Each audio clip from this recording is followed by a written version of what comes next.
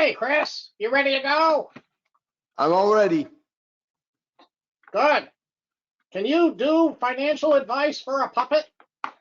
I can. We have a lot of puppets who are clients. I I had a balloon mortgage, but it popped. Well, I think a lot of people are going to see that in the next few years. Yeah. What does this saliva thing have to do with life insurance? Because I was hearing about spit dollar. Oh, spit dollar. Oh, that's pretty funny. Well, there's a few of those out there too that I think will burst in the next few years. Well, I'll be watching. Alan's about back. He's not a very good presenter, as you know, but don't let him know that. I'm actually controlling everything. I'm writing everything. I'm telling all the jokes, but he just gets the credit. I was going to say he takes all the credit. How about that? Yeah, it's like politics. All right, here we go. We're starting 20 seconds early. I am Alan Gassman, as you unfortunately know, and I'm here with the very brilliant and very dedicated Chris Rowe. Chris, tell us, I know a lot of people know you, they know about you, but tell us give us a little bit of background before we get started here. Sure. Thanks, Alan. Well, I've been in, we'll call it financial services for the past 22 years. I'm a CPA, started working at Ernst & Young. Spent most of my time at Ernst & Young working with entrepreneurial companies. And we were doing I was in the tax planning group for entrepreneurial companies. And it was there that I realized that, boy, when you do tax planning for companies, it just affects the families who own them, right? So it's hard to do tax planning just for the company without understanding what effects that has on the family. As we know, most tax planning is done with a delay, right? Somehow you delay using your money, right? You either pay expenses, you put money in a retirement plan. Well, that's great, but if the family spends as much money as they make, they really can't take advantage of many tax planning opportunities. So, but what I did as I moved forward, I wanted to really manage all of the family's wealth, right? And understand everything that happens, not only the tax side, not only the business, but the personal side. And that led me into wealth management. So I spent the past 18 years working for a big firm doing wealth management with some of the wealthiest people on the planet. And about 4 years ago, I started my own. And I'm now in growth mode on my own firm. It's been wonderful. It has its many advantages, but it's also a struggle. And the reason I say it's a struggle is it's just like building wealth. It takes time, it takes effort, it takes sacrifice, and it's a lot of hard work, and you got to pay attention to some of the most minute details, and it's a slog. Each and every day, it's a slog. Although the end result is great, it takes a long time to realize those end results. And I think just like building a business is much about making and preserving wealth, most people don't have the patience and they want instant gratification. And I'll tell you that iPhones and iPads and Netflix and all of those things have not helped to deter instant gratification. So this past week, of course, Charlie Munger, famous Charlie Munger, passed away.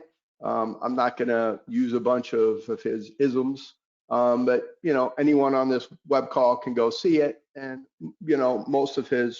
one of his main principles of isms is when you put money away, never interrupt compounding.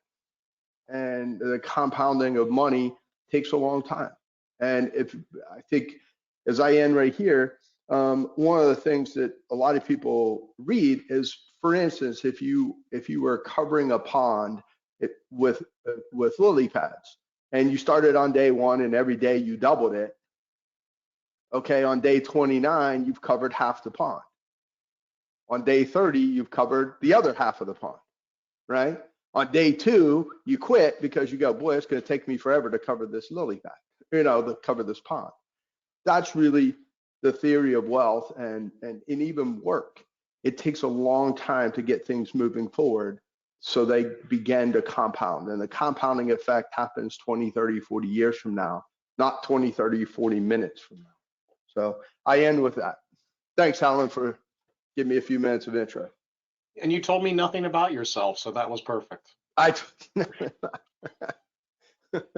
All right, if you have questions, then go to the upside down pyramid, stand upside down and type your question, and then we'll answer the questions at the end. This is a 60-minute presentation. I've already learned a few things. At the end, after the presentation, I'm going to show you what's new with Estate View estate tax planning software, but you will not get credit for anything past the first hour, just so you know. In at least a day, in approximately a day from now, we will post this webinar to the Gassman YouTube library. You can just search Gassman YouTube if you ever get bored or need to fall asleep. And you will also email you a copy of this. All right, so let's get going here. Go ahead, take it away, Chris. Good. So we sort of ended here on our last part one. So I wanted to take just a few minutes as we go through and think about why are we planning a family's wealth, right? What are we doing? Number one. Number two, this applies to all of us. It doesn't matter if you're worth $100 or you're worth $100 billion. These risks that we all face are not necessarily, they don't, trying to think of the word. They don't, just because I'm wealthy or just because I have a lot of money, they don't exist or not exist. So I'm going to just jump right in. The risks families face really are inflation, spending, income taxes, family division being, if I have multiple kids, when I pass inheritance down, they each get a piece. Variance drain, investment cost. We talked before about making bad decisions. A lot of wealthy families and not wealthy families, we just make bad decisions. Divorces, children, spouses, in-laws, outlaws, lawsuits, cybercrimes, reputation. I mean, all those things are the risks that we all face, regardless of wealth. Obviously, you know, the wealthier you become, some of these risks get larger. So go to the next slide, Alan. So let's talk about inflation. I think this is this is an interesting slide. Probably almost all of us on this call. I think I'm 52 years old, so there's something about me. I was born in 1971, so of course I lived in the 70s, but I didn't understand oil embargoes or high gas prices or waiting in line because I was a kid, right? And so there was high inflation in the 70s, but for the most of my life that I can recall, and probably for the most of the lives of people on here, inflation has been relatively mundane, 3%. In doing financial planning projections, our industry says use 3.5%. But as you can see from this chart, the last 10 years have been 2.4, but since 1872, inflation has been 7.75. So much higher over a longer stretch than most people on this call are used to. What does that mean? Well, we have to plan for higher inflation, right? We may not always be in a period of really low inflation, i.e. as we've seen in 2022 and 2023, you know, can you buy more eggs today than you could 2 years ago? The answer is no. Next slide, Alan. I'll go back to that. Go ahead. Okay. So when we talk about inflation and returns, look, in 1872, if you were very lucky to put $1 million in the bank, and you let that go into the S&P 500 and you paid no taxes. Today, you know, as of 2023, you'd be worth about $56 million. A lot of money. Awesome. Great. However, having experienced the inflation rate of 7.75, that would be the equivalent of only having 1.38 million in 1872. Now, let's think about that. Having 1.38 million in 1872, a lot of money. But Andrew Carnegie had 500 or 600 million, and Rockefeller wasn't far behind them, and Vanderbilt was up there. So really, you were still wealthy in 1872, and you're still wealthy today. But inflation erodes purchasing power. Okay, and in 1872, there were no taxes. It was a gilded age of no taxes or very low taxes. Now we're not in a low tax environment. While most of the people on this call think we're in a low tax environment relative to history, which is correct. I mean, dividends are taxed at 15 to 20%, capital gains 15 to 20. That's really low compared to history, but it's not zero, and it's not 3 or 6% like when it first started out. So again, having to plan for inflation and taxes when you're looking at your investment dollars is very, very important. And again, doesn't matter how much wealth you have to take those two things into account. Next slide, Alan. This particular slide, which is great, really, if we look at this on an inflation adjusted basis, right? The top line at $49 million, those are small stocks. The next blue line, large stocks. And then, of course, you have your government bonds, your T-bills, and your inflation.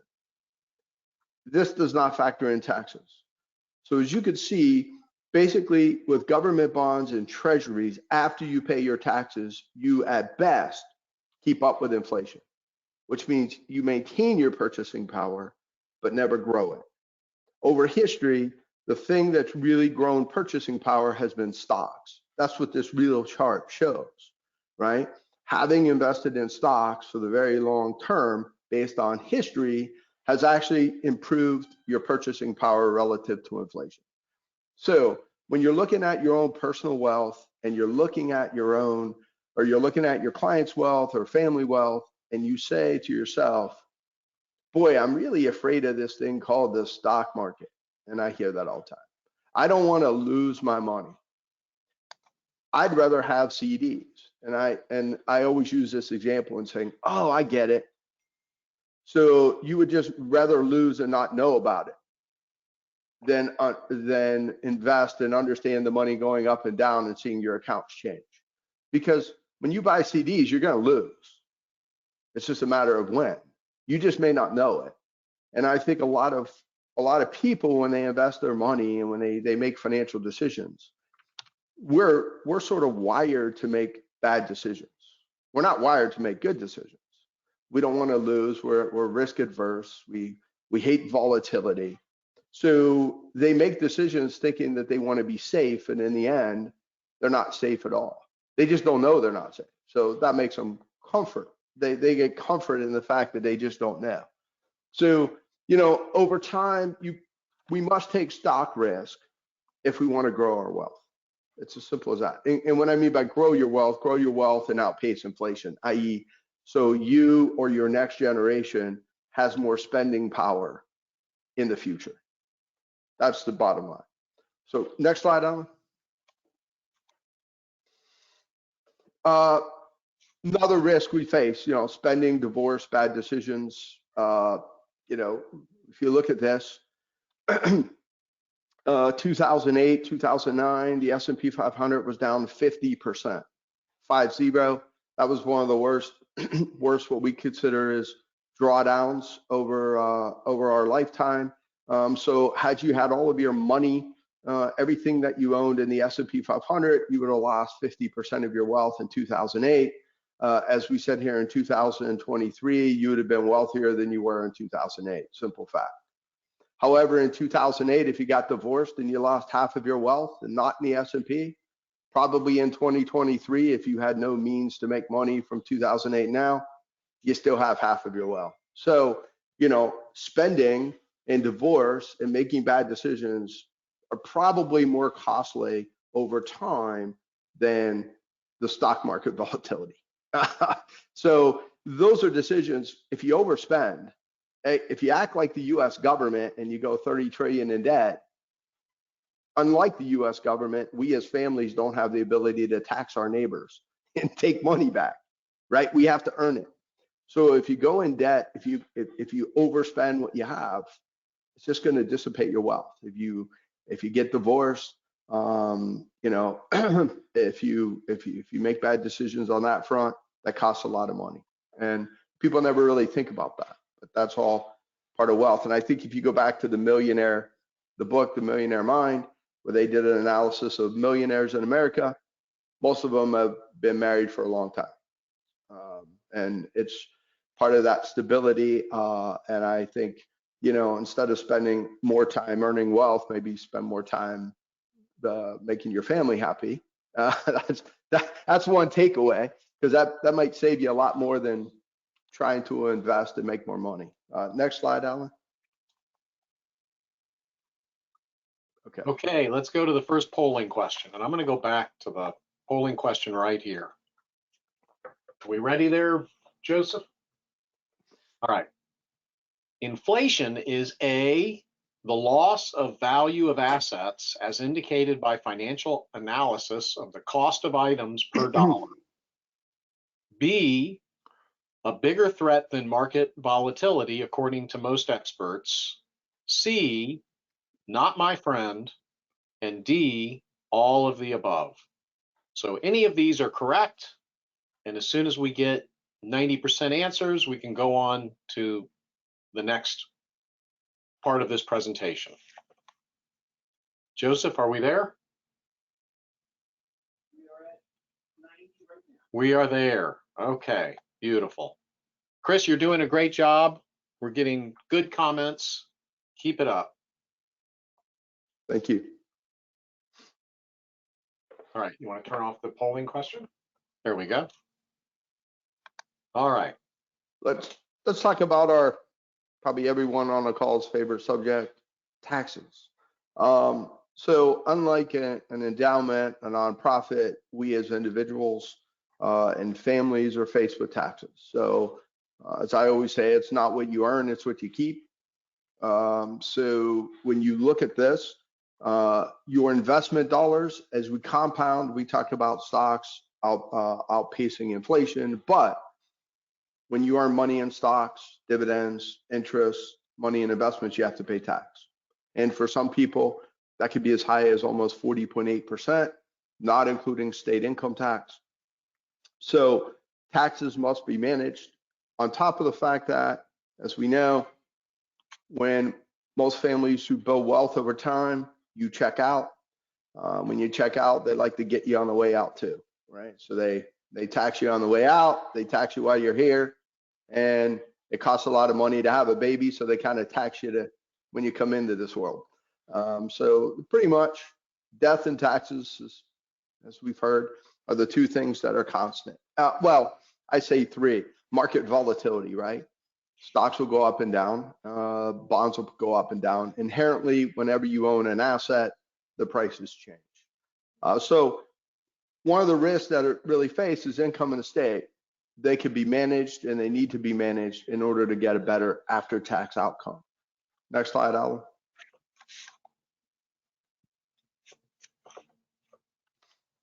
This slide is really about family division, right? So regardless of the amount of wealth that one has, and if you're subject to estate tax or not, this plays true when you're trying to pass on wealth to the next generation, okay? Mom and dad, pick a number. Let's say mom and dad are worth $20 million.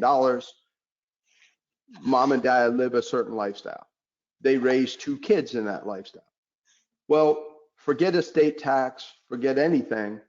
If mom and dad pass away and say, I want to give everything to my children, each child only gets 10 million. Now, each child only gets 10 million. Every one of us were like, ooh, wish our parents gave us 10 million. But the point isn't how much they get. The point is that those two children are used to, and they've been around and they grew up in a lifestyle that was lived on 20 million, like their parents did, right? And now each one of them only have half as much money as their parents.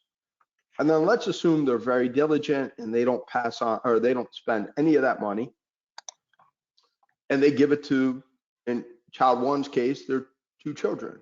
Well, each one of their children would only get 5 million, forget taxes. So now, each one of the children can only live the lifestyle 1/4 of their grandparents. So when you look at some of these families way back in history, like the the Vanderbilts and the Carnegies and everything, besides giving to charity and being very philanthropic, you have estate tax, you have income tax, you have all those things, you have spending. I mean, how many of them are still rich today? Well, they have a lot of offspring, and that money gets dissipated very quickly amongst the offspring. But the offspring are used to flying on private planes and going to fancy resorts because their grandparents would take them there. And they go, well, we have a lot of money, we should do the same. And then that's where you get into the spending risk. So family division and spending risk, all that dissipates wealth over time. That's why you see very little, you'll see families that are on, we'll call it the Forbes 400, but that changes over time. And it's really because of spending and family division. As that money gets dissipated over many family members, their wealth goes down. And eventually, you know, what's the old saying, right? Shirt sleeves are shirt sleeves, and 4, 5, 6 generations, right? It's very difficult to stay wealthy forever, regardless of how much money you have. Next slide, Alan. I'm going to spend a little bit of time on volatility and drawdown risk. This is where we sort of ended last time. And I wanted to just do a recap as we got here. But this is very important. For everyone on this call, this is a big takeaway when you look at your investments, right? Sometimes on this call, we talk about wealthy families and how we manage their wealth, but there are bits and nuggets that can be used regardless of wealth, right? And this is one of those bits and nuggets when you look at investments that you should consider when you're building your own personal portfolio or that of your clients or that of friends and family. So there's 2 things that we face when we invest. Is one, variance or volatility of investments, right? Anytime we own an investment, apartment building, business, stocks, bonds, watches, cars, anything that we would consider collectibles, when we own those, there's an inherent volatility. Those prices change daily. Obviously, with the stock market, we can look those prices up. With our personal business, we can't, right? With our cars, we don't necessarily look them up on a daily basis. But any asset that we own has price volatility, i.e. it may be worth more or less on any given day. So, and that price volatility has an important impact on the family's end wealth and all of our end wealth. So I'll show you what I mean by that in the next few slides. Number 2, the second thing we face is drawdown risk. Most people never look at drawdown risk, but what is drawdown risk? As you earlier in the slide, I said in 2008, the market was down about 50%. Well, if you go back and look at 2008's return for the year, it wasn't down 50%. But there was a point in time when the market went from its high to its low, and it was cut in half. Okay? So why is that important? Well, if you're a family living on your investment money, and all of a sudden in 2008, your money went from high to low and it got cut in half, and your friend who's in trouble wants to sell this luxury mansion in Palm Beach for like 30 million bucks, and you get the bright idea, ooh, I always wanted that. Hey, Mr. Investment Guy, give me 30 million out of my portfolio because I just got a steal on a mansion. And so we sell out. Well, now, what was the person's drawdown on his portfolio? It wasn't 50%, it was more because he took 30 million or some number out at the end. So when you're living on your money, how much portfolios draw down from highs to lows are important. You want less drawdown because you need to take money out, and you don't want to magnify those losses when you have them. And I'll show this in the next slide, Alan.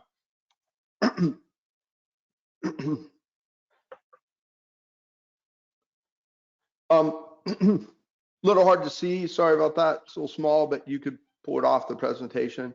So in this case, what I did was I just did a very simple analysis, right? No gaming, no nothing. And it was basically, I built 3 portfolios and I compared them to the Vanguard Balance Fund. And those 3 portfolios, thank you, Alan, those 3 portfolios are your classic first portfolio, 60-40. Vanguard total stock, Barclays total bond. And then what I did was I started to diversify off of the 60-40 by owning some gold and commodities. And then lastly, in portfolio 3, I actually own a little more stocks. So 70% stocks versus 60 in the other two. And again, having diversification and adding what I call a hedge fund type diversifying strategy in there. And then, of course, we use the benchmark as the Vanguard balance, right? So you can see if you look at the column TWRR, take a look at the way the portfolios work, right? Number one, 60-40, and the Vanguard balance is 60-40, and they're about the same. Portfolios 2 and 3 start getting a higher return. Now, but if you look over at the column called standard deviation or STDEV, you will notice as we begin to diversify what we consider uncorrelated or diversifying assets, the standard deviation begins to drop, okay? It goes from 9.33 in portfolio 1 to 9.09. Why is that relevant?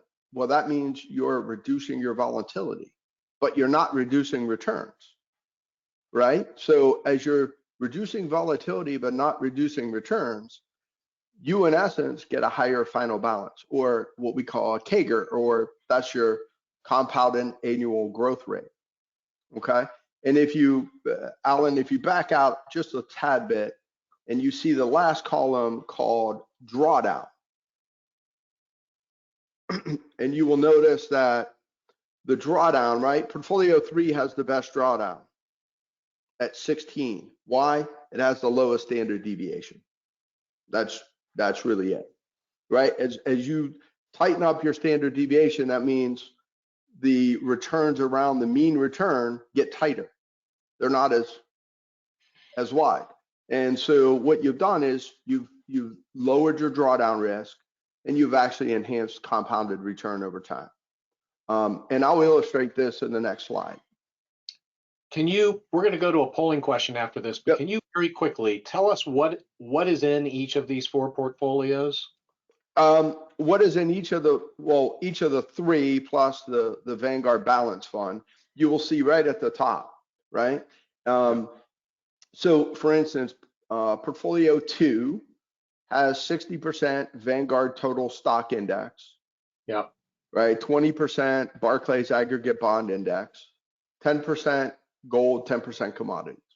So again, this is not necessarily a portfolio I may use for a client or anyone would use. We weren't trying to game the system to make it work. A lot of times people do that and it makes it look good, right? Numbers can be manipulated. This is just very simple. Portfolio 1, 60% Vanguard Total Stock, 40% Barclays Ag. And then number 2, 60% Vanguard Total Stock, 20% Barclays Ag, which is bonds, adding 10% gold, 10% commodity exposure. Nothing nothing out of the ordinary. And then portfolio 3, owning more stocks. So what's the goal? Why do we diversify?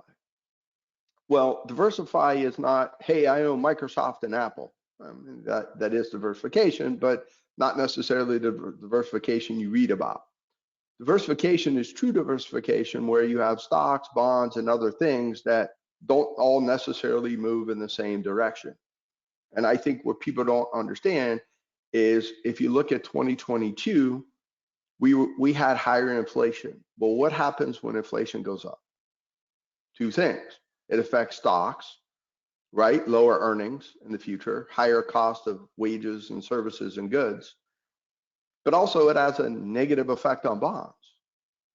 So when you have an inflationary environment, both stocks and bonds don't really perform very well. So they both go down.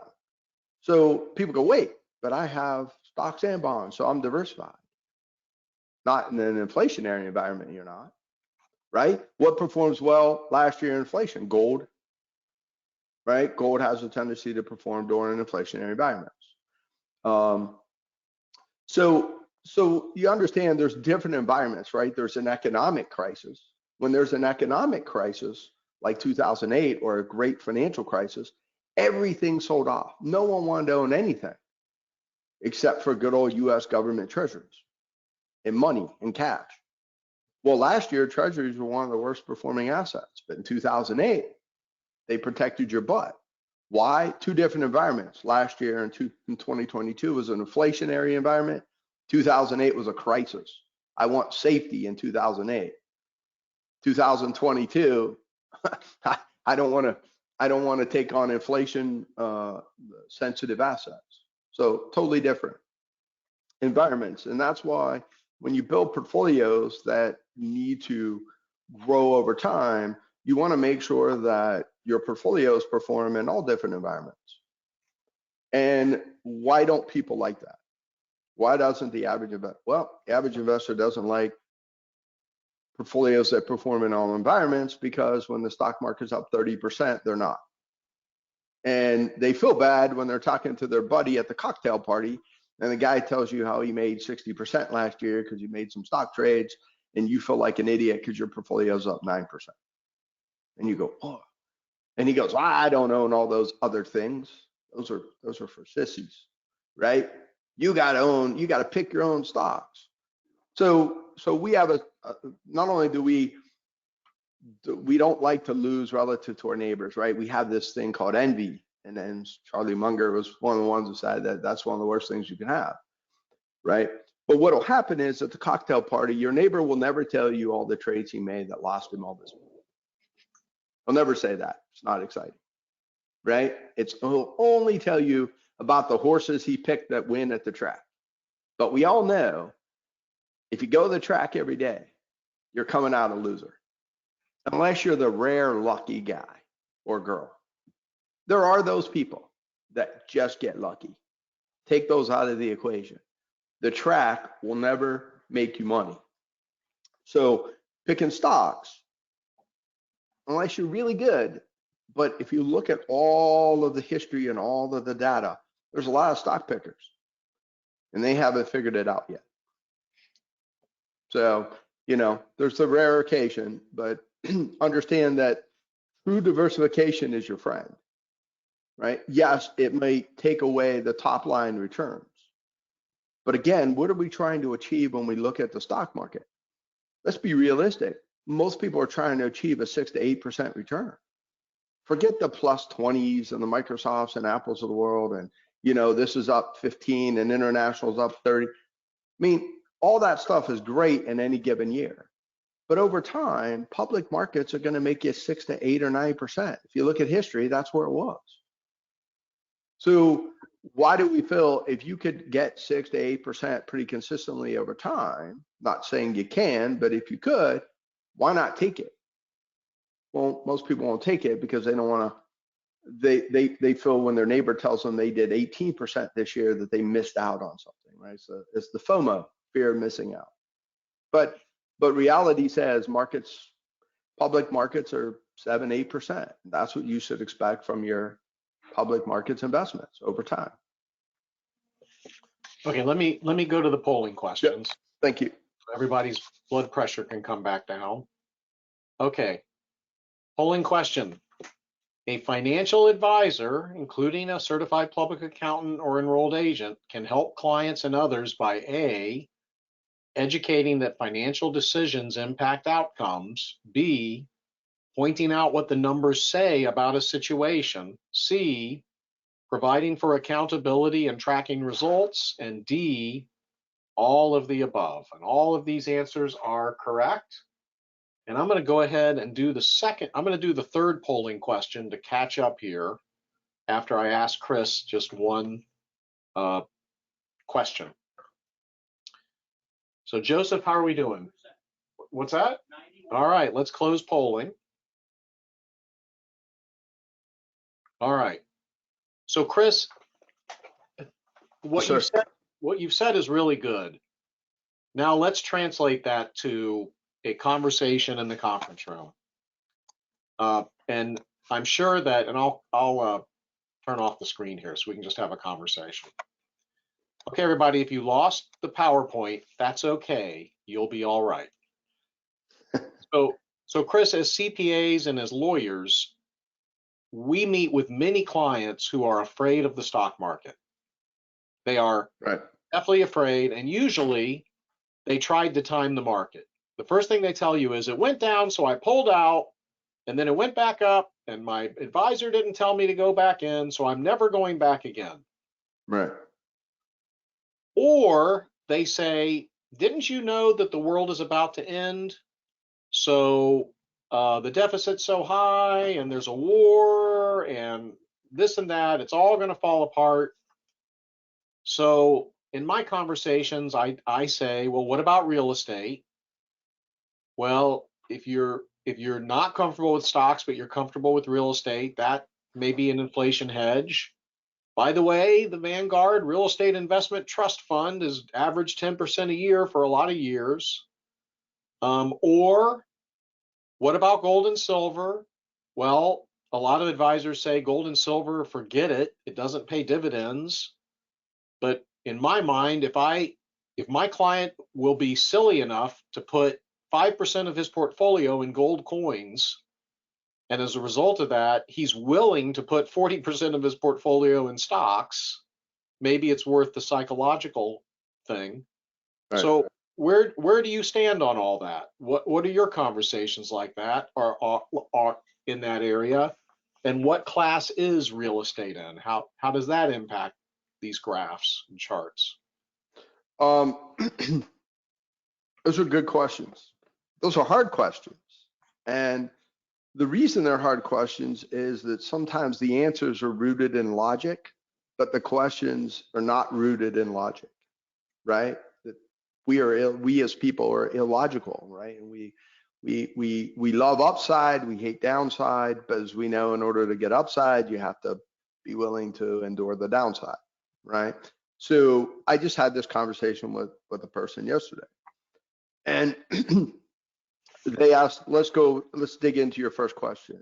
Okay, I don't like the market. It went down. I sold out. It goes up. I'm not getting back in. I don't like it. How do I grow my wealth? The world's going to end. Let's start with that. And I always look at clients and say, well, that's fine. If you were that person that owned 3 stocks and the world and the 3 stocks ended, but not the world, you're screwed. But if I own all the stocks in the world, i.e., I'm broadly diversified with Vanguard. I'm using Vanguard as an example, right? I own Vanguard total US stock and total international stock, and I own pretty much all the stocks in the world, right? A representative sample. And they go out, they go bankrupt, right? Let's say I end up with 0. I wake up tomorrow, my account's 0. And I tell my clients, I'm like, well, let's look around. Your neighbor didn't avoid that either, okay? Nor did the neighbor down the street, nor did the people in the other state, nor did the people internationally. So if the world ends, who cares? The world ends, right? If you were the lucky person who said the day before the world ended, you got all of your money, you stuck it under the mattress, right? And maybe you converted to gold bars. Well, unless you can eat it or heat with it, you're kind of screwed too, right? Because I don't want your gold bars, I'm hungry. And I can't go to the I can't go down to Publix, right, in Florida. I can't roll down on the Publix and buy some food. It's closed. So even if I was the lucky guy who had all the cash, I can't spend it. There is no stores left, right? We're like an Armageddon, and I joke, I'm like, we're like Mad Max Beyond Thunderdome, okay? It makes no sense. The problem isn't if the world ends. The problem is if the world doesn't end and you haven't made the right decisions, because maybe the world will end for you. So many people, and this is what I kind of explain to people, look, it's fine. You don't have to have all of your money in stocks or take stock risk, but you have to have some because of inflation. And again, if you want to lose and just not know about it, well, that's your prerogative, right? And a lot of people do. They like to lose. They just don't want to be told they are losing, right? They're happy to sit there and bank CDs and pay their tax and lose to inflation and taxes. And they don't really care because they have a sense of safety. And that's fine. And maybe they have enough money to live the rest of their lives. They can choose. But they may not be affecting themselves, but they're affecting the next generation. They may or may not care. And that's really where we jump into the next section about what are the family priorities. right? Because it's fine to your point, Alan, it's fine to implement these, to tell families about these concepts, but it really has to meet with their priorities. And where does real estate sit into this? And I'm going to answer that question. I always tell clients, I think real estate is part of it's a real asset, just like gold, and it's proven over a long period of time to be an inflation hedge. Now, most people say, but real estate was down 30% last year, whatever the number was, and inflation was up. Like, no, that's not an inflation hedge. When inflation goes up, your real estate goes up. That's not what inflation hedge means. It means over time that real estate has been proven to provide real returns and outpace inflation, right?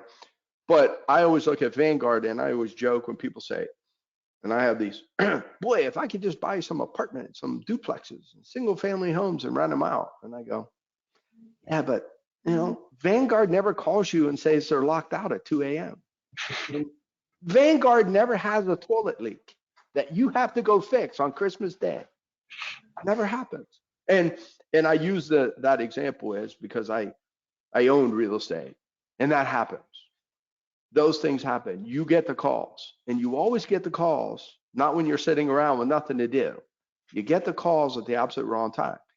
And again, if you don't want the slog and the time to build wealth in the stock market, real estate's not going to do it. Real estate is one of those interesting industries that take a long time to build wealth in. It's not a get rich quick scheme besides what we read on the internet. It takes a long time and a lot of effort. It becomes a real business. And when you own 2 or 3 apartment buildings or 2 or 3 small units, you don't have economy of scale. So you have to build a lot to grab that economy of scale so that you can hire a team of people and the plumbers and the maintenance people to go deal with those issues. If not, you're dealing with those issues and you're calling the plumber. And when the plumber bills you $1,000 and you only make $200 on that unit every month, well, you're 5 months in the hole already just because you have a plumbing issue. So it takes a long time. Did I answer your question, Al? You did. I just want to mention 2 things because we're getting good questions, and I just want to mention these questions. Number one, no one can time the market. There is no one who can tell you when to get in and out of the market. If you think that there's someone who can tell you when to get in and out of the market, send me an email and we'll have a conversation. That's one thing. The second thing, as Chris mentioned before, investment costs are a huge factor. And a lot of your clients, if you're a practicing CPA, are paying 1%, 1.5% investment costs to somebody who tells them that they know more than anyone else. And no one knows more than anyone else. Wharton has graduated a lot of geniuses, and most of those geniuses just invest in Vanguard. It's just a matter of which funds in Vanguard they invest in. So let me just go to this next polling question here. Thank you for your patience. Taxes can impact A, rates of return, B, the ability to understand financial outcomes, C, tax return costs and complexity, D, emotional decisions and distortions, and E, all of the above. And I remember my agricultural law teacher in law school in 1981 saying, you won't believe all the crazy things that farmers and ranchers will do to save tax money, even though it costs them more than the money they save. So that's what Chris was talking about as well. And then I had a client yesterday tell me he's going to invest in movies because of the 3-to-1 write-off. That probably doesn't work anymore. It might have worked in the 1970s when I was in middle school. All right, Joseph, where are we? What's that? All right, turn off the polling question. Turn off the polling question. There we go. All right. So, Chris, we've got 18 minutes, and what page are we on? Go back 2 pages. What's that? Go back 2 pages. Investment costs. Go back again. Go back again. Keep going. Next page. Right there. Go forward 2. Sorry, go forward too. It's like One, Neil Armstrong landing on the moon. I love it. one more, right there, stop. So I wanna address your question. Technically, you're a little inaccurate. Your neighbor can always time the market. Sorry, I was gonna say that, right? Neighbor always time, he or she's always a perfect, especially the person at the cocktail party you're drinking, always excellent market timer, right? Excellent market timer, you should pay them the 1%. They will make you so much money. But just being a little joke. So let's talk, this is a quite interesting slide. I have two investments again, haven't gamed this, but happened to see this in a portfolio and was doing some analysis on it, and I found it interesting and can use this. This really talks about volatility. Okay, let's take a look at the top two returns, and this is from 2006 to 2023. Had you put $10,000 in each of these funds, right, under the Edgewood Growth Fund, and I'll say this, I'm not making a determination if one fund's better than the other, or et cetera. That's not the point of this analysis. Had you put 10,000 in Edgewood Growth versus the S&P 500 Growth, the spider, which is State Street, you would have earned 12.26 versus 11.88. Pretty simple, straightforward numbers, right? That's at the top of the slide. So the question is, and if you look below, the below is just the details about the fund. Most importantly, if you look at Edgewood Growth, they're about the same size as the Spider Fund. The turnover is about the same, 32 to 33%. Expense ratio, Edgewood charges 1, Spider charges 0.04. So this goes to investment costs. Let's look at the returns. Did Edgewood pay for itself? The answer is yes, it did. It made 12.26 versus 11.88. Now, the returns you see on this screen are the returns that you will see in the Wall Street Journal, in the magazines, in the prospectus. These are what we call arithmetic returns. This is the average that's happened over 06 to 2023. Now, the question is, and I'll pose this to Alan, what fund do you want? What if you could go back in 2006 and make one single investment, right? If we could do Back to the Future, and we could make one single investment, which fund would you pick? I would pick the Edgewood fund. Absolutely. Okay. Yep, Edgewood. So next slide. Size it. Okay. Right there. So as you can see on the top, risk return metrics, right? Edgewood is 12.2. S&P 5 or the S&P 500 Growth Fund was 11.88. Alan said if I put 10 grand, I'd pick the Edgewood fund. Let's look below. You'll see the initial $10,000 investment, and you'll see what the final balance is in each fund. $2 difference. That's your experience. Why? The Edgewood fund had greater volatility, the standard deviation. There's your volatility tax, right? Yes, the Edgewood fund made 0.4 or so percent more, but it had almost 10% more volatility. And thus that 0.4% more was taken up by the volatility, and the funds actually performed the same. Now, the compounded annual growth rate, that CAGR, that's what we as investors can spend. We can't spend the numbers the Wall Street Journal publishes. We can't spend numbers in prospectuses. So when you look at the prospectus, if you had that on your desk or you had these numbers, you would say, I want Edgewood versus Spider. And in the end, they got you the exact same place. However, wait, I'm lost. How does that work? How can they tell me that their rate of return was 0.4% higher when I didn't make 0.4% more if I invested in them? Let me give you an example, because the way they're calculated is, let me do this math. So let's assume I lose 20%, right? So I put $100 in, I lose 20, so that's now I have $80. And then let's say I make 20, which means now I have 20 on 80 is 16. So now I have $96, but I put 100 in, right? I made 20 one year, I lost 20.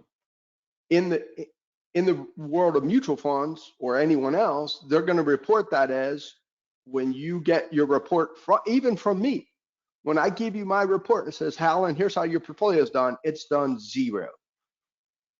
Minus 20 plus 20, add them two together, divided by 2 gets you 0. You've made zero, your return 0. And you're like, an intelligent person would say, well, that's great, but why am I off $4? Like, eggs are now $100, and they were 96 before, and now I can't even buy eggs. I'm $4 different, but you told me I didn't lose any money, but somehow I lost $4. So what's the difference? The difference is what we call the arithmetic mean. That's the mean we all see and we see calculated. You basically add a string of numbers together and divide by the amount of numbers you add. And the CAGR returns are what you actually experience, or what we call the geometric means. I will stop here and say, if anybody takes anything away from this call, it's this illustration. Understand that when you look at performance of funds based on arithmetic means, you're not taking into account how volatile the fund is and what you as the investor experience. Now, I'll make a second point here. And the second point is, of these two funds, tell me which one you came out better at. And the answer is, most people will go, wait a second, I came out exactly the same. Look, 57,490, 57,488, it's exactly the same. Yes, but which one do you think was more tax efficient? The one with the lower turnover. Well, they both had about equal turnover, but you have to remember, one was a mutual fund, that's Edgewood, and the other was an ETF. So ETFs can avoid gains, mutual funds can't. So in the end, Edgewood probably, and I haven't calculated this, but Edgewood, I would expect you have a lower after-tax return with Edgewood than you did with the Spider, just a hunch, right? So we started by saying one made 12, one made 11. That makes a big difference over time. But in the end, the one who made 12 on an after-tax, after-return basis that a client experiences actually probably did worse. And again, I'm not making mention as to which one is better or worse from a long-term perspective. I'm just using this as an illustrative example. Understand returns, but understand the effects of volatility, right? If I earn 10% on 3 funds, but one is 5 times more volatile, I'm going to pay this unhidden tax, i.e. it's killing my performance that I'm experiencing. So I end with that. Okay, we're gonna redo, Joseph, polling number 3, because I'm getting a lot of questions from people saying that they weren't able, that it wasn't up long enough to answer. So you want to go ahead and run polling number 3 again?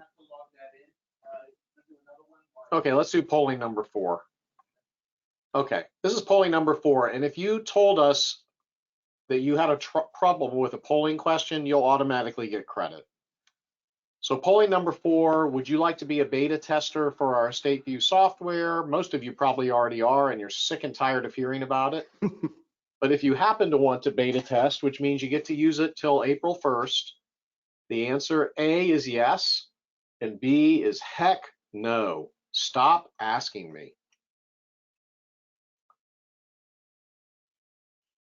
All right, Joseph, are we at 90%?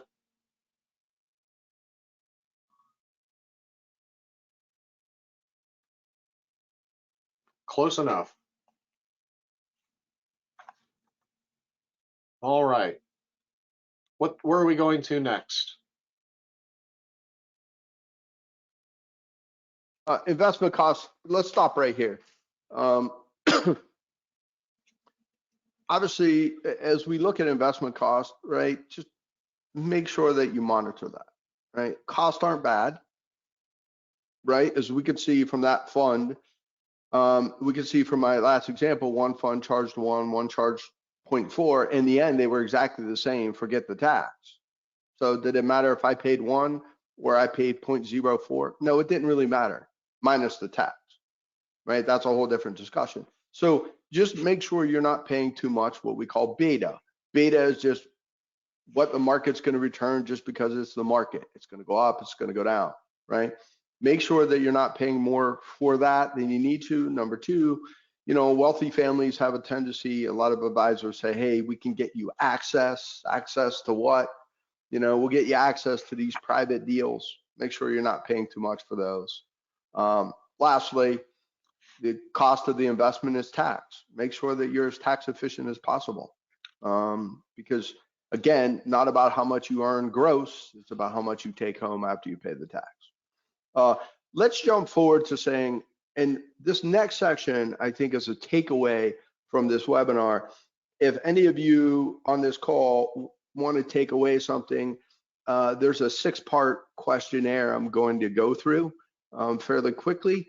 You can use that questionnaire to not only assess your own financial situation and that of your family, but also that of your clients. So it kind of gives you a roadmap to how we think and how we assess client family wealth. So Alan, if you want to jump forward.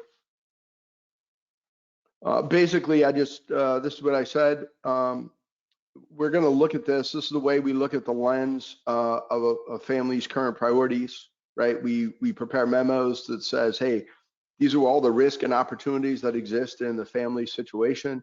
And it's really our roadmap to how we build that family's wealth structure. Go forward.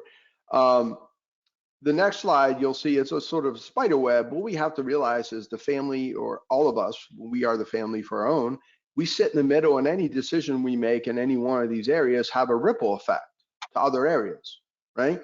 If I want to do tax planning and I want to defer taxes, I probably are going to affect my cash flow, period, end of story. So as we move forward into this sort of 6-part series, and I'll go through this fairly quick because everybody on here can refer back. But as we move forward through the slides, this is what we're going to be asking ourselves and asking our clients when we begin our initial assessment. Next slide, Alan. So number one, what do we look for, right? So net worth, we want to know their assets, who owns them, what are their liabilities, what kind of accounts they have, what, taxable accounts, foundation accounts, do they have real estate? If so, what state's it in? What country is it in? And what kind of businesses they own, how much they're worth, what's their list of their toys, collectibles, etc. We want to understand their cash flow, where are they getting their money from, how much they need to maintain their lifestyle, how much of it's taxable or non-taxable. Next slide. Insurances. This is probably an area most people don't understand, especially in property and casualty. So we want to know their risk, what they have. A couple important points. A lot of our clients have fancy automobiles. Well, the question is, I have a $400,000 Porsche, but I have it insured with State Farm. Or if I wreck it, are they going to put original manufacturer equipment back on? Or are they going to put used equipment? Well, I don't know. I kind of want the originals back on my $400,000 Porsche, right? So these are all things you need to consider. Number two, with respect to property and casualty, one of the biggest things is underinsured and uninsured motorists. I have clients who tell me, when I tell them I want to max it out, why do I want to max it out? I don't want to pay for someone who doesn't have insurance. And I go, oh no, that's not what that does. That pays you if someone hits you and don't have insurance, right? So, and specifically when we have excess liability coverage, we usually get $1 million to $1.5 million underinsured motorists. Why is that? Well, if you're a surgeon driving down the road and someone hits you and you can't practice anymore and they don't have any insurance, it'd be nice to get $1.5 million from your coverage. So those are coverages that cover you. So we go through that in detail. Again, I'm not a property and casualty expert, so I usually bring in a team of people who are, and we coordinate everything. Life insurance, same thing. Do they have coverage? How much coverage? Are they paying premiums? What was it for? Why do they have it? Do they still need it? And most importantly, we run illustrations. Many people go, oh, well, they told me just to pay these premiums forever and I'm good. And those premiums are really underfunded. and the policy is going to blow up, but they don't know that, right? So we want to make sure that the original goal of the insurance is actually covered with what we have. Next section. So again, looking at disability estate plan, we want to know what their estate plan is, what documents they have, how old are they, who gets what, where, and how, who serves as their trustees. And some of these things, these people haven't looked at in years. And they go, oh, that guy, yeah, why is he serving as my trustee? I haven't talked to him in 15 years. As Alan knows, he gets that all the time, right? And so we need to look at it and just to understand. Next one.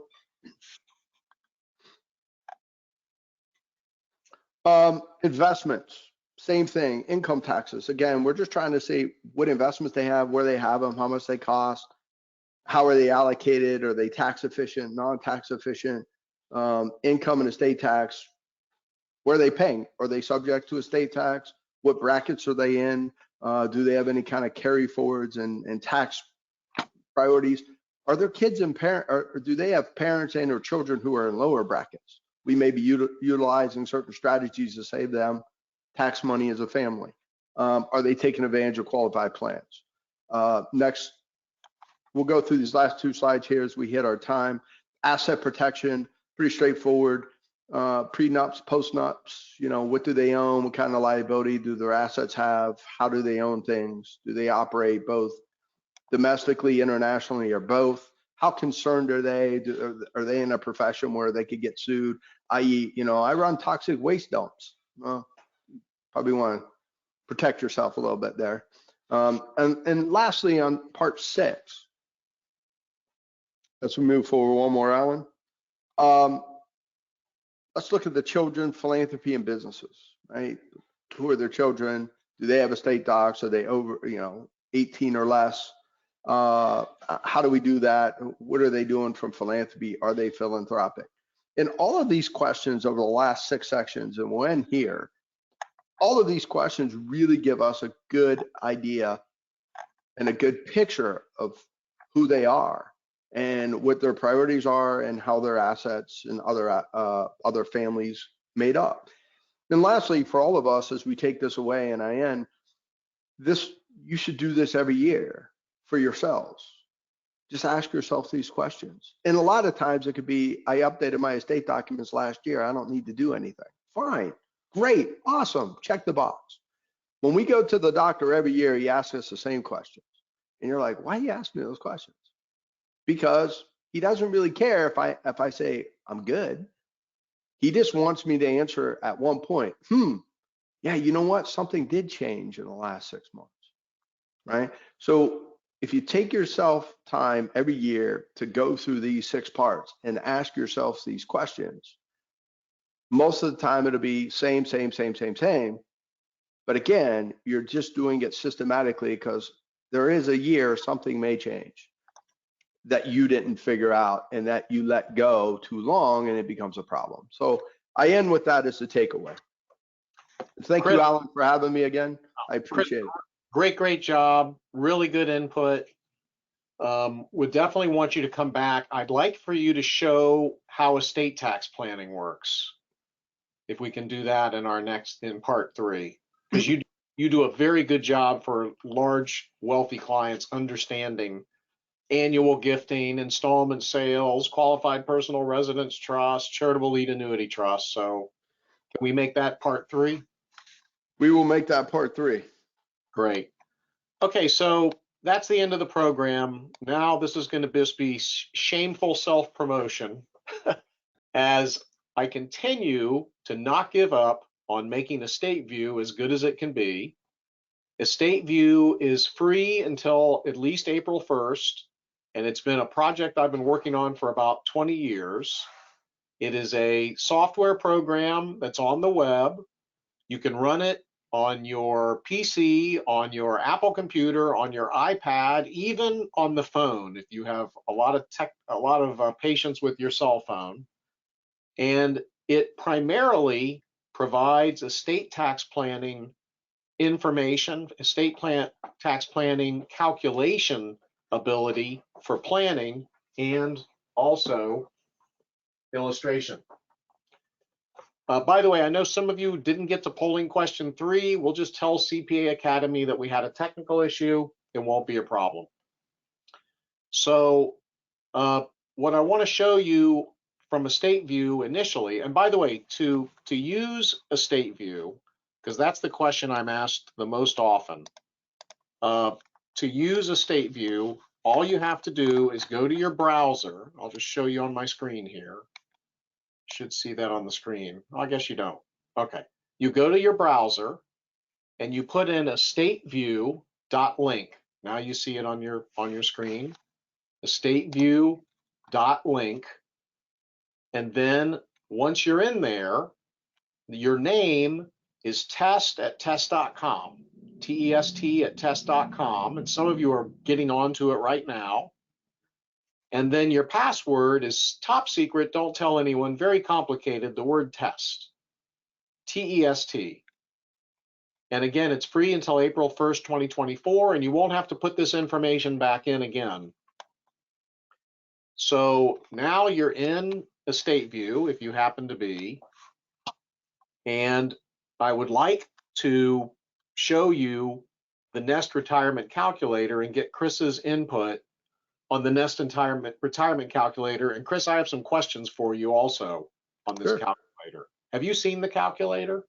I did see it when you illustrated it before, but I could say this. I used this last week with a new prospect to illustrate a few examples. And it was a little different advice than he was getting from his other people, and he found it interesting. And quite frankly, besides the client found it interesting, what I found interesting was I was able to illustrate this in about 5 to 10 minutes versus digging out on the internet for calculators that would take me hours to give a simple example. So wow. It was fabulous. It was. And did you do it live with the client, or did you prepare in advance for 5 No, minutes? I actually I did it live with the client. I did the calculation in advance, but then when I shared the screen with the client and I showed him if we changed numbers. And again, what we were doing, I was doing a charitable remainder trust, and I was trying to tie into an exact deduction number. So I was showing him, oh, if we did this, if we change the payout, look, this will get you where you need to be. And what he was trying to do was diversify a concentrated position of stock. And the illustration was based on an advisor telling him he should just donate it to a donor advised fund and then roll over his Roth. And I go, well, that's fine, but you don't get a dollar for dollar deduction. So what I showed him was, well, if we want to do that, why don't we do a charitable remainder trust, which means you could take a much larger chunk of stock, diversify it, and you get paid back over your wife's life expectancy. So if your goal is to get rid of the stock, let's do a whole bunch of it. And look, I could get you the same exact deduction that you were getting anyways. I could just manipulate my payout numbers. And he found that interesting. Yeah. Okay, so let me show the audience the Nest. When you click on a calculator in Estate View, I'll go back to the home. So here's the home view. And then we have comprehensive plans on the left, which includes the Nest Retirement Calculator. And then we have all kinds of other calculators, mostly for estate tax, but also a nice amortization calculator where you put in any factor and any factors, it determines the other factors for a amortization. And we even have a news section. So you can pick up to 7 different news feeds, and then it updates every 30 minutes. So now when I look at the news, it just takes me a second. I have this on my computer, so I can just click one button and see what's going on all my favorite news feeds. And we'll be adding a tax news feed. Anyway, going back to the Nest calculator, which is right there, and I will start from scratch completely here. So when you open the Nest calculator, it is showing you a 40-year-old, but I could click up and make this a 44-year-old. It's showing married to somebody who's 42, whatever age I choose. They expect to live until age 85 and would like to retire at age 65 on the equivalent of $175,000 a year, inflation adjusted, and they'd like to leave at least $1.5 million in today's dollars for their beneficiaries. And what do you think 3.75% is a good inflation rate, Chris? I think it's good for now. Okay. They've got a $750,000 home growing at 3.53%. They've got $1 million of investments growing at 6.5%. We don't have Monte Carlo analysis yet. Here's the most important thing. Oh, that's so useful. Yeah, we'll have it Says eventually. nobody. Says nobody. Oh, okay. Yeah, No, it's just clients don't understand that. right. It just shows them a range. So It shows them a range. in yellow, the most important thing is, what are these people able to save a year? That's where they need the coaching. They're spending too much, Absolutely. or they're already saving enough. And then, as they get older, they'll be able to save more. They'll get promoted and things like that. So we could say that we'll assume that their savings will go up not only for inflation, but by another 3% a year. Mhm. Then we have their annual investment costs as a percentage of assets at, let's say, 1.5%. Oh, I'm sorry. Let's get that down. Let's get that down to 70.75.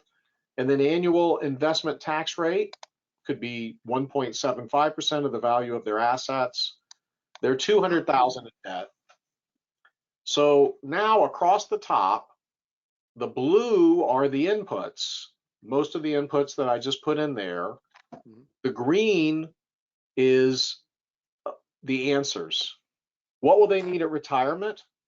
$6,659,000. What will they have based on their present savings rate and spending? $5,076,000. They'll be short by $1.5 million. So they need to save another $37,000 a year, or they need to find $694,000 to invest right now, or they need to work until he is age 69, or they need to understand that they can only retire on $137,000 a year.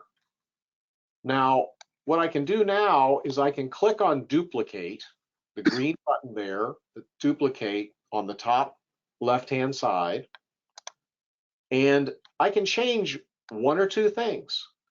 And for example, this is really interesting, Chris. If I just change the inflation rate from 3.75% to 4.25%, and I can mark that. You see, I'm marking it there, and I guess that's teal. That's cool. Look how that number changed. Now they need to save another $66,000 instead of $37,000, and now they've got to work another year. Right. So that inflation rate is interesting. But then the one I like to show is, of course, their first question for you, Chris, as your investment advisor, is, can I buy a bigger house? That's always the first question. Right. So they want to buy a $2 million house. So I'm going to click. So I'm going to go now to nest number 3. And it's going to be the same thing as nest number 1. But I'm going to go ahead and give them a $2 million house. I'm so nice. But now their investments are going to go up. I mean, their debt's going to go up by $1,250,000. Right. So I'm going to put their debt up to $1,450,000. And 7%, put them in a 30-year mortgage. And here you go. Now they've got to save another $108,000 a year. Now, Chris, this doesn't take into account something, and this is what I was going to ask you. For the more advanced version of this, what percentage of a home do you think is an expense? Like, is it 4% a year, that if I have a $2 million home, I'll probably spend $40,000 a year more than if I have a $1 million home because of the, repairs, roofing, taxes, and all that? Is there a rule of thumb? You mean not including your mortgage? Right. Take that out of the fact. Right. I don't know if there's a rule of thumb, but I could tell you what I've seen, and I think the number may be higher than 4%. Just based on sort of my own house and seeing clients. I mean, I've seen clients with $2-3 million and their annual costs were 100 to 200,000 between, a lot of I mean, you start getting $2, $3, $4 million homes, maintenance creeps up, right? And the cost of maintenance isn't as cheap as is a $300,000 or $400,000 home. So, I would say at a minimum 5%. Wow. So 5% of $1.2 million, that's about 50,000 a year. So now they're If you're saving. doing the right maintenance, but most people don't, right? They undershoot. They don't want to spend the money. Well, anyway, now these people are way behind. Now they've got to work until age 79. Yeah. Now I can click on timelines and charts. But don't worry, they're going to get a higher investment return than you're projecting. That's why they're not worried about it, right? Right. They're going to get 9. So now I can see the 3 different nests and show them what their net worth is and how it goes diving down. It will come up a little bit, but it will dive down, and then I can show them when they start having to take the money out to support nest 1, and then this cheerful thing, how long are they going to live? So that's the basic nest. And now when I click, and that's what we call it, instead of calling it basic, because we didn't want to hurt anyone's feelings, we called it Swift mode. But now I will click back into a more advanced version of this. And what you see when I click there is more things that are going to be shown. So in blue is what I was showing you. In green and yellow is what I was showing you across the top. But now I'm also showing you some new things. And I have a lot more inputs now. So I have not only age, retirement goal, and then I think this is useful.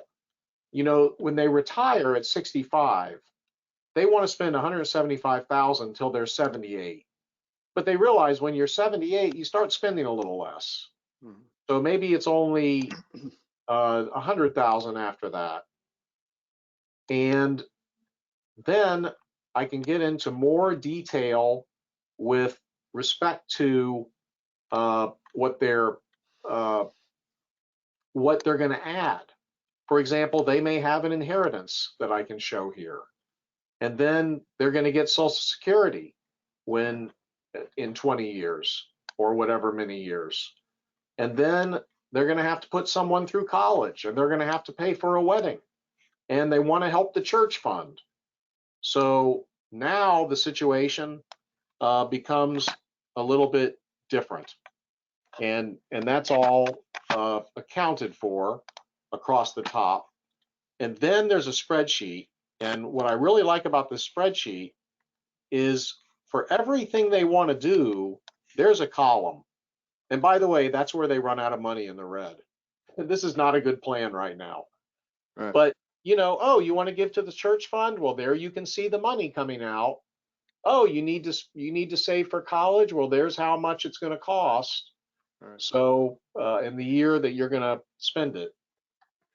All of our calculators can show you the spreadsheet for each of the different scenarios. We have 3 of them here, so we have 3 spreadsheets, and the spreadsheets are obviously unwielding.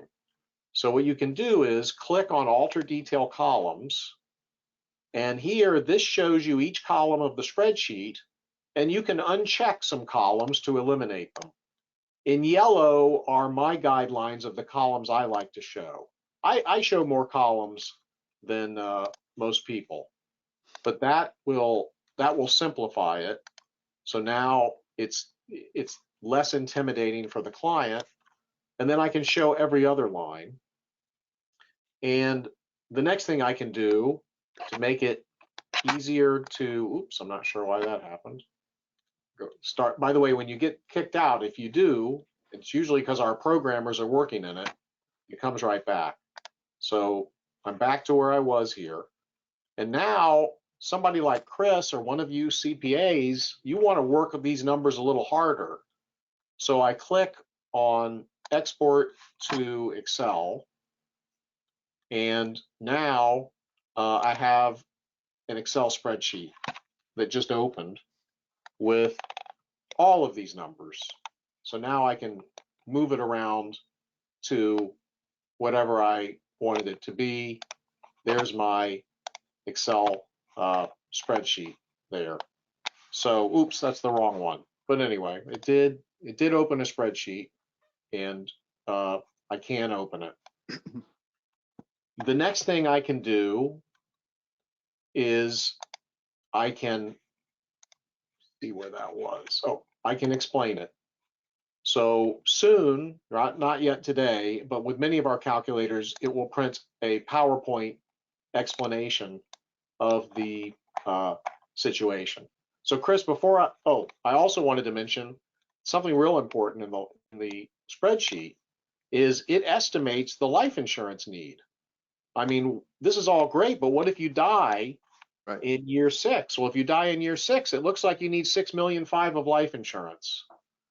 So I can click here on life insurance, and this knows the age of the client and will tell me that if this person is a standard risk, then $1 million of life insurance on a 20-year term will be $1,703. But they need 7 million, so I can just click from 1 to 7 there. And now it tells me life insurance may cost 11,000 a year, and then I can go back and reduce my savings by 11,000 a year to put even hotter water.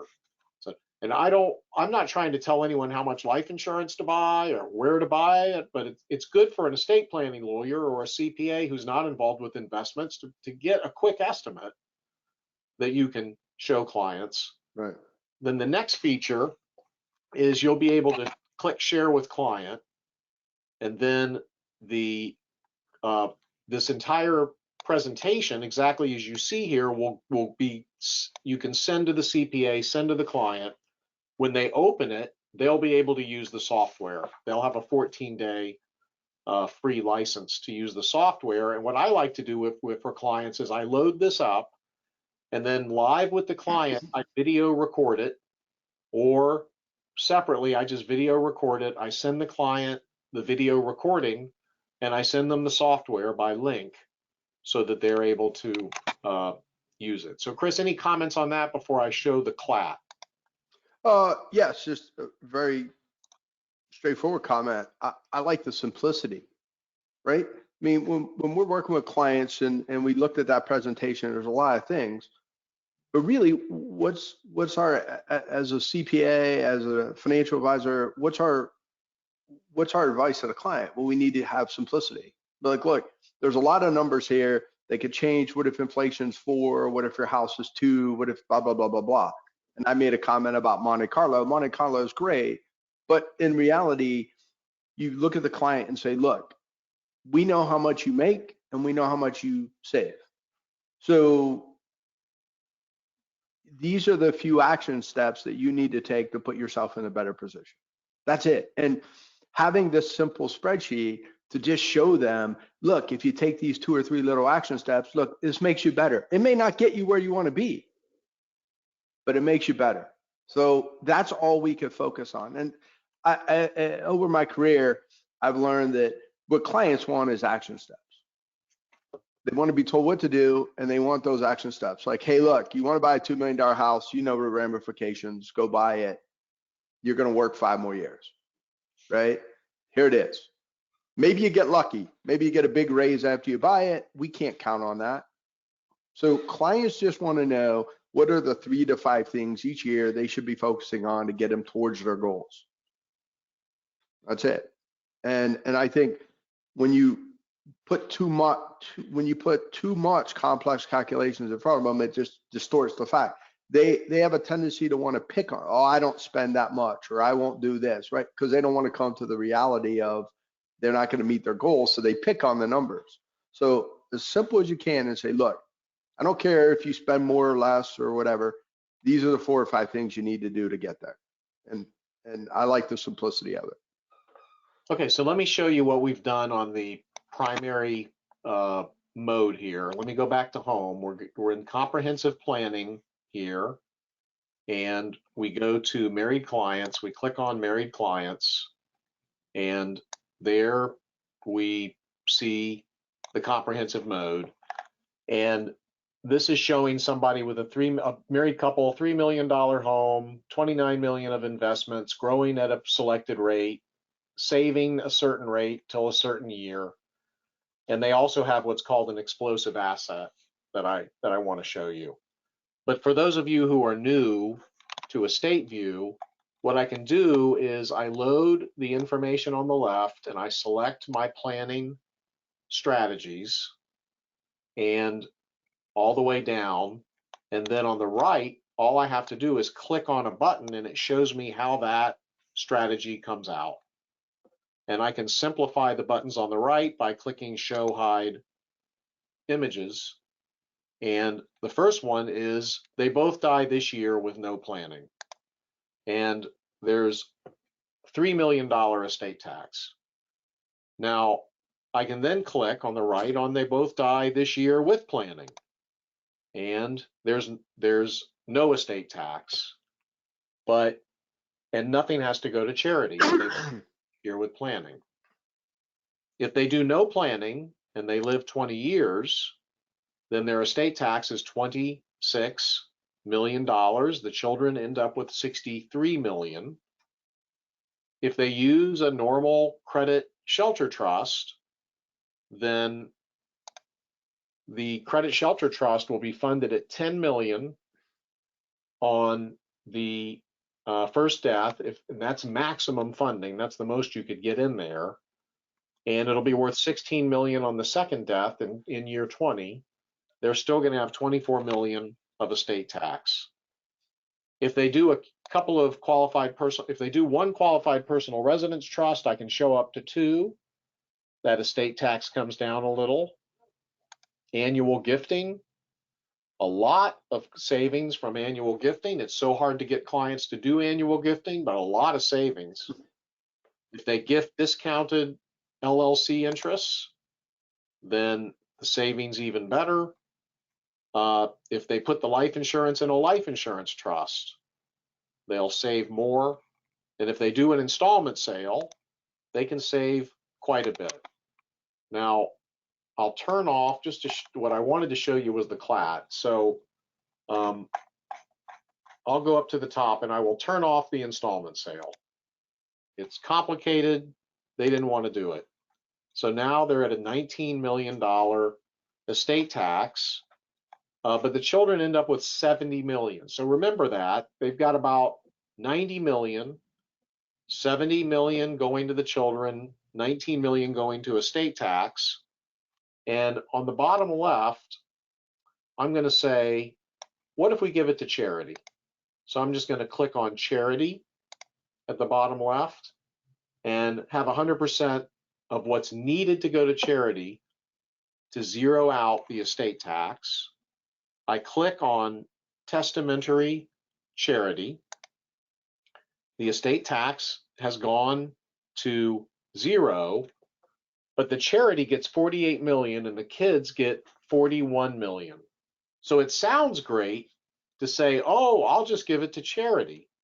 But you have to remember the kids now can run a charitable foundation that have all that, but it's still not so great. So we talk about a charitable lead annuity trust, and I can click on charitable lead annuity trust, and I can kind of guess or use our CLAT calculator to decide that if we do this and we do it right, the kids will get 50% of what goes into the CLAT and charity will, because a CLAT makes payments to charity for a term of years, and what's left at the end of the term goes to the children. And using discounting and shark fins and all this cool stuff, what do we have?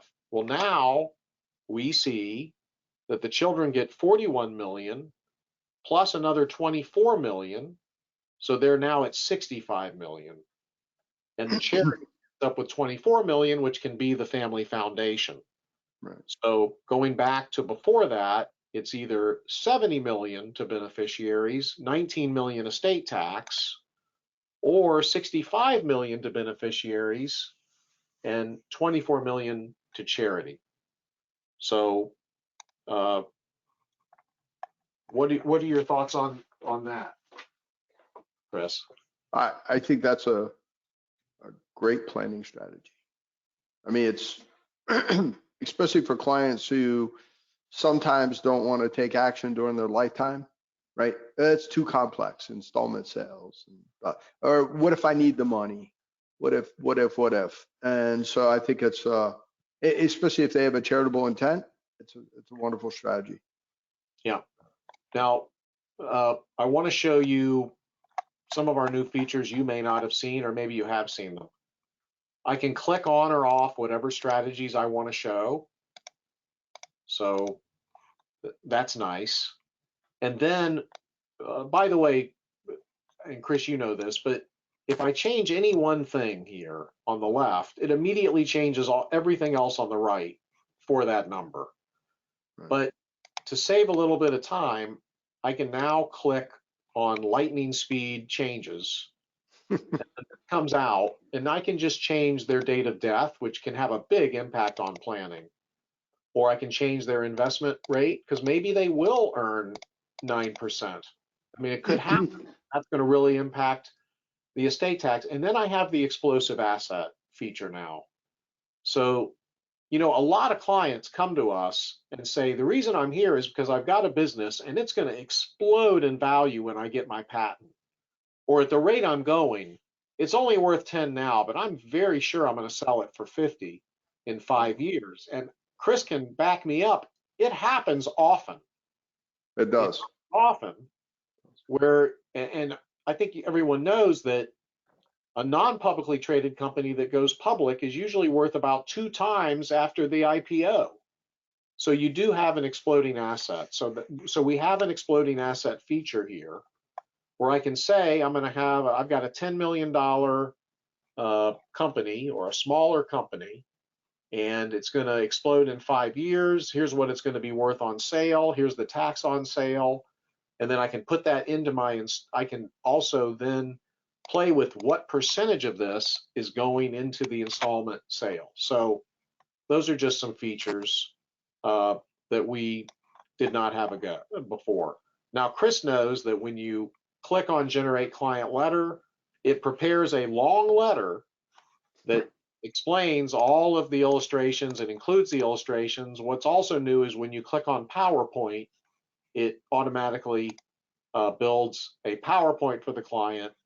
And when you click share with client, this is how you just click generate URL, copy to clipboard, and now I can just open an email and click on it, and this will give the client a link to this software set up just for them.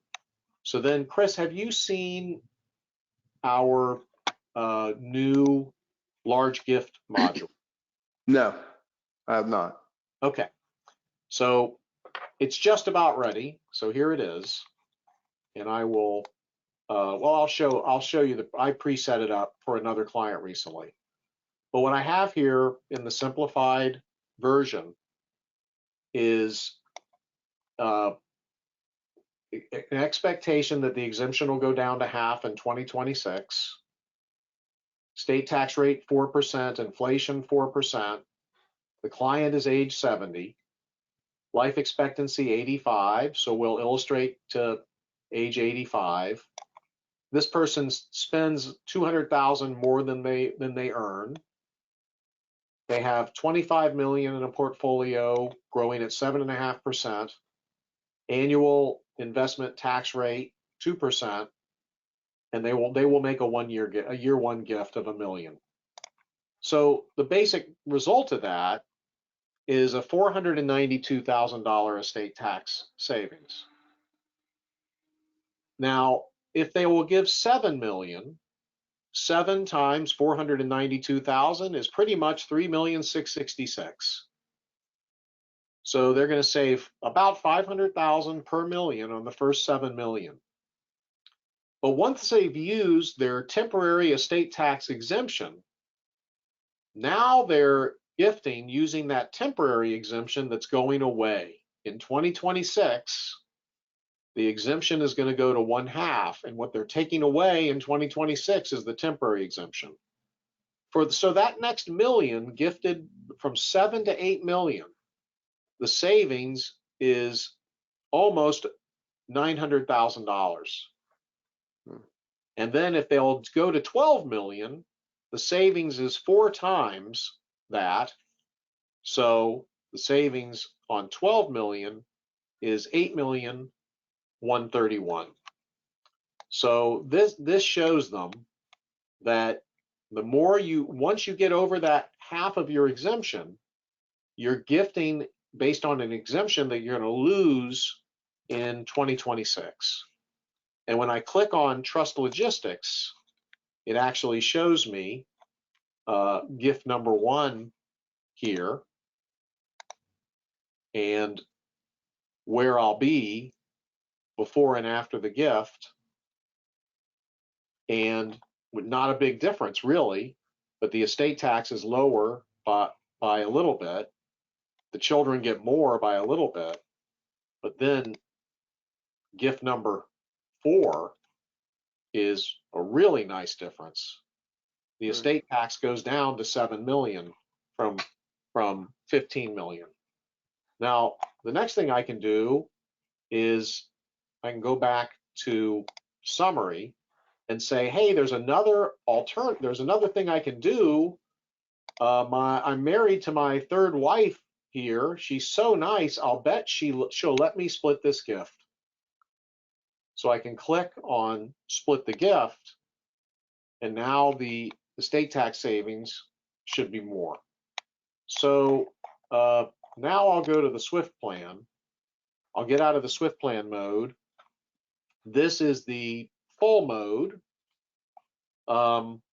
And what the spreadsheet is showing me that I like to show the client is for, let's say, gift number 2, my gift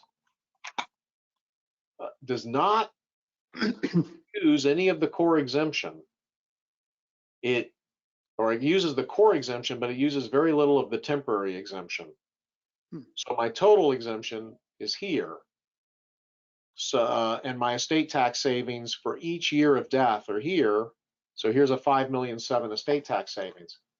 But gift number 4 uses that temporary exemption. You see there in year 3, oops, no more temporary exemption. So my estate tax savings much higher, 11 million. So that's nice to show. And then if I go to gift number 5, go down to gift number 5, and split that gift, then the estate tax savings is much higher from immediately. Now, it does take into account that if I split the gift and I want to leave a Q-tip marital deduction trust to my spouse on her subsequent death, there'll be a higher estate tax on what's in the Q-tip, but we'll run those numbers and this will come out much better. So Chris, any thoughts on this calculator, and more importantly, on the conversation we're going to be having with clients about use it or lose it before 2026? Well, yeah, I have a question. I think I think a lot of our clients would be sitting here and they understand the concept that if they give away 12 million, they'll save more estate tax. But I think their biggest fear is, okay, I have 25 million and I'm going to give half of it away. Right? What happens if I'm destitute? Like, can I get the money back?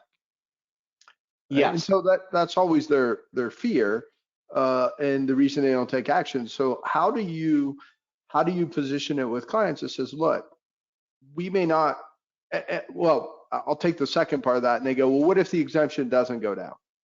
Right? So we're doing it if it does, but what if it doesn't? So how do you position that with clients to make them take action, but yet if things come out that we didn't need to do it, they have the flexibility to undo what they're doing? Right. So this gifting trust that would receive $12 million initially and be worth $35 million will have a trustee replaceable by the donor, and it can be his best friend from college or whoever he wants as co-trustee with a trustee in Nevada, Delaware, South Dakota, or Tennessee, one of the asset protection trust jurisdictions. The trust can make distributions for the health, education, maintenance, and support of the person's children, descendants, and his spouse. And if he remarries, it's the next spouse. That's called a floating spouse. Right. And that will pay for half of the support. And if they sign a joint tax return, then the trust will pay half of their taxes. But even beyond that, the trust agreement says that if his net worth ever goes down below, say, 5 million, that he can be added as a beneficiary of the trust. So the trust would still be out of his estate for estate tax purposes. Right. And IRS may not like this, but that this trust is actually safer than the rest of his money, because this trust can't be lost in a divorce, can't be lost to creditors. And as you know, he's going to pay the income tax for the income of this trust to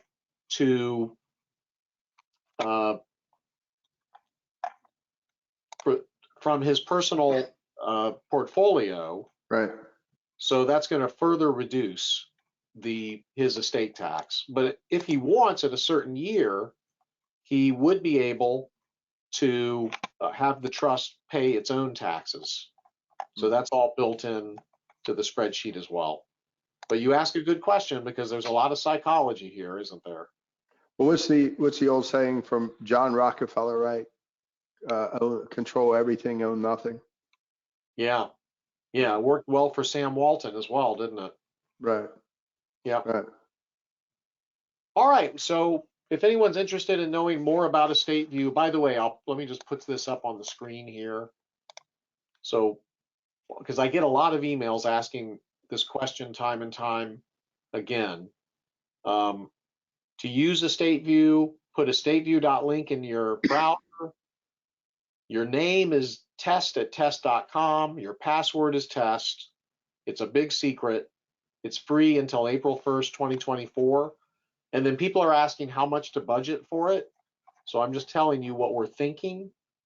What we expect is a simple version, which will do the nest and things that a professional who's not an estate tax lawyer would need to do, plus some general estate tax planning, will be $199 a year. The professional version will be $399 a year, and the advanced version that does even more will be $499 a year. CPA Academy members will get a 5% discount. People who buy by January 13 will have their rates locked for 3 years. So no need to do anything. We don't go on sale till April 1st, but people do ask. Chris, is there anything you think I should mention here or show before we sign off? No, I think you covered it. I'd say I like the simplicity, right? I'm all about a little bit about simplicity and you keep it simple for the client so they take action. And as I tell clients all the time, and we cover, you mentioned about how I'm not saying how much life insurance a client needs, et cetera. I tell clients all the time, like, look, we're doing these numbers. Here it is. And they go, well, I don't know if I need that much. It doesn't matter. Like, we know doing nothing doesn't work, right? So it's somewhere between what you need and doing nothing is probably better than anything. So I think in the end, when you keep things simple and it's a lot of psychology, as you said, and really it's about motivating clients to take some action. They may not take all the action we recommend. I get it. It's a lot, but taking some action and moving forward towards your priorities and goals is much better than doing nothing. And I think simplicity helps them to keep things clear to take action. And I think this is what software does. Sorry, go ahead. Let me ask you one more thing. I think a lot of attendees don't know, and I'm interested in your view. We have had a lot of people say they'd like to show a Monte Carlo analysis on the nest, so you could show, probably it's not, you don't need exactly 129,000 a year. We don't know what it's going to be, but it's probably going to be between 80,000 and 160,000 based on this Monte Carlo analysis. So can you just describe what a Monte Carlo analysis is and what the advantages and disadvantages of showing one would be? Sure. Well, going back to Monte Carlo, it's kind of going back to what we covered on the first part about variance, right? That sort of volatility and variance, right? That's really what Monte Carlo is. Obviously, if you had a CD at 5% with no volatility, you can know where your Monte Carlo is going to be in 25 years. But what Monte Carlo really does is it takes into account the volatility or variance of returns, right? So if I own stocks, right, I could have really good years and I could be up here. I could have really bad years and I could be down here. So really it's taking a client's portfolio and it's illustrating what that volatility may be, right? And it's showing some bands of saying, look, here's worst case scenario, here's best case scenario. What I personally like to use it for, I don't really use it very much, but if I was using it, I would just use it to say, clients, look, and inevitably the world's unknown, right? Most of the stuff we do and we advise on is really unknown. There's too many variables to get right answers. And I use this as an example for a client. I said, look, our goal is to be less wrong.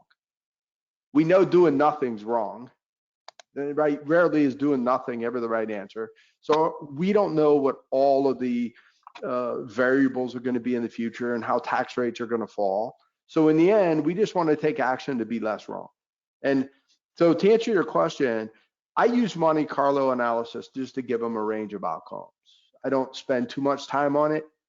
And what I basically use it for is saying, look, if you get best case scenario, you may or may not be able to spend more money. If you get worst case scenario, you need to tighten your belt. However, if you're working with a team of professionals, you shouldn't wake up at the age of 75 and realize you're in worst case.